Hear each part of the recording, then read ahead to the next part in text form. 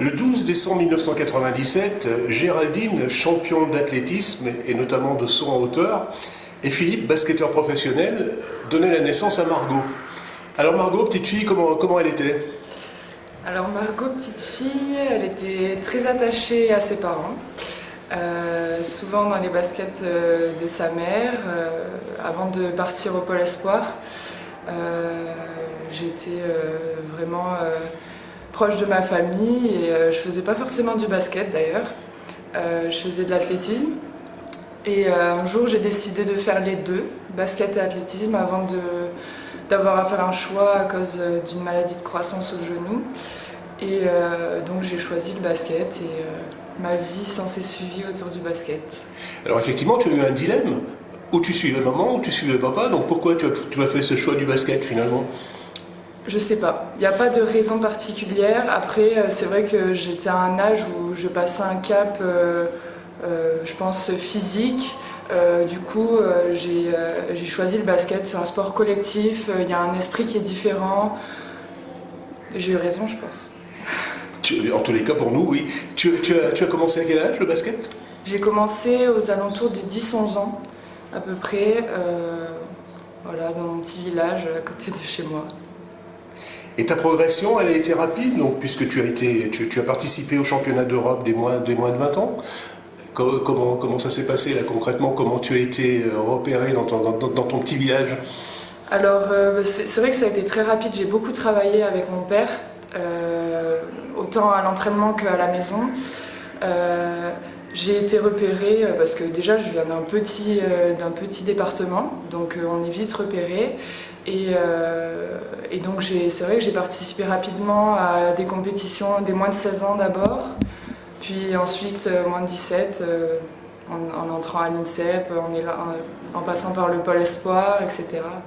C'est vrai que ça a été assez rapide. Montbrison, pour toi, ça a été une découverte? Tu connaissais cette ville? Je connaissais pas, hormis le fait que je sois venue 2 fois pour jouer. J'avais pas vraiment analysé la ville, mais non, je connaissais pas. Et ça a été une bonne découverte. Alors Margot à Montbrison, une journée de Margot à Montbrison, ça se passe comment? Alors une journée, je me lève assez tôt, entre 8h et 9h. C'est pas très tôt pour certains, mais donc je prends mon petit déjeuner. Si j'ai des choses à faire, je vais les faire plus le matin, puisque je préfère faire les choses le matin. Ensuite, je vais à l'entraînement entre midi et 2. Je rentre, je mange, je me repose un peu et j'attends l'entraînement, où je m'occupe, je vais voir mes potes. Voilà. Alors tes occupations en dehors du basket, tu as des hobbies? Oui, j'aime bien dessiner. J'aime bien chanter aussi, mais toute seule. Après, c'est tout. Ouais, c'est tout. Margot, tu es à un haut niveau à présent au basket, mais une carrière de basketteuse, on sait que ça a une fin.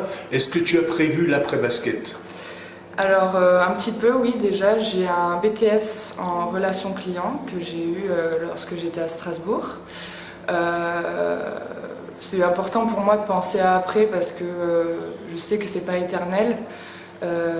Après, bon, pour l'instant, je profite encore de jouer au basket, mais c'est vrai que je cherche à faire peut-être une formation ou continuer mes études encore, parce que j'aime bien. Donc pourquoi pas continuer, mais pour l'instant, c'est que du basket. Quel est le métier que tu admires le plus?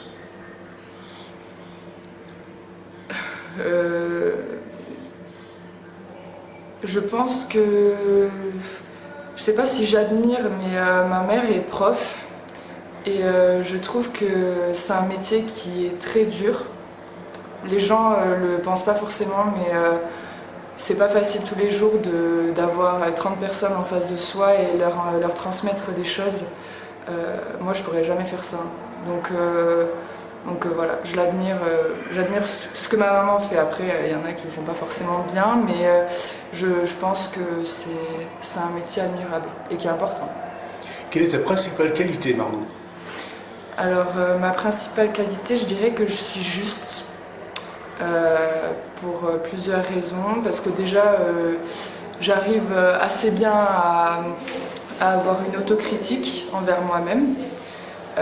J'aime bien la vérité, j'aime que les choses soient claires, réelles et bien justifiées.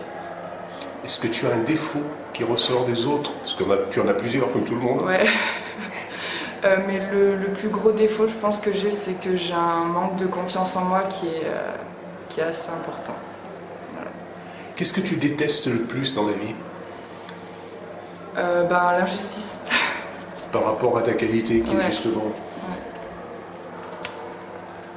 Alors, je t'ai demandé donc Margot de nous amener un objet.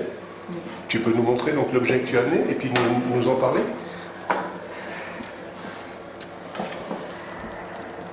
Alors c'est un cadre qui transmet un message qui est clair, hein. La vie est belle. Il est placé dans ma chambre, en face de mon lit. Donc tous les matins quand je me réveille, je le vois. Et ça me fait une pensée positive tous les matins en me levant. Commencer une belle journée. Et en plus de ça, je l'ai placé au milieu de photos très importantes pour moi, en forme du signe du féminisme, parce que je suis pour que les femmes soient bien représentées et soient égales aux hommes, voilà, clairement, qu'on lutte contre les violences faites aux femmes et tout ça. Donc pour moi c'est très important. Et voilà, donc c'est un message qui est clair et que je lis tous les matins en me levant. Une photo? Oui. C'est un peu plus fun. Donc c'est une photo de ma famille dans un parc d'attractions. C'était il y a 10 ans je crois. On adore ça. On est vraiment, mais autant mes parents, mon frère et moi, on adore les parcs d'attractions. C'est un peu ce qui nous réunit parce qu'on se voit rarement. Donc quand on se voit et qu'on part en vacances, on aime bien faire des folies dans les parcs d'attractions. Et je sais pas, j'aime bien cette photo parce qu'elle est un peu folle. C'est pas une photo, venez on vous a pris en photo, voilà. Et voilà, j'aime bien. Je ressemble à ma mère sur cette photo, mon frère ressemble à mon père, je sais pas, j'aime bien. Alors tu as un frère? Oui, j'ai un grand frère qui aussi fait du basket avant. Maintenant il fait des études. On arrive à la période de fin d'année, à la période des vœux. Tu nous as déjà dit beaucoup de choses, mais est-ce que tu as ton vœu le plus cher pour l'année prochaine, pour 2019? Mon vœu le plus cher, c'est, je pense, d'être heureuse, de me faire plaisir dans tout ce que je fais, de ne pas me prendre la tête, d'avancer, de progresser, d'être positive. Et la vie est belle. Voilà, c'est ça exactement. C'est le bon mot de la fin. All my friends tell me I should move on. I'm lying in the ocean, singing your song.